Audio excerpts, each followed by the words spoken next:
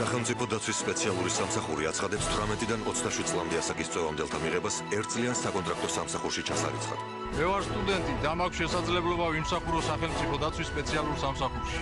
სამუშაო რეჟიმი განისაზღვრება ყოველ 3 დღე-ღამეში ერთხელ 24 საათიანი მორიგეობით. სამსახურში გავლილი წლები, ჩემი სწორი არჩევანია.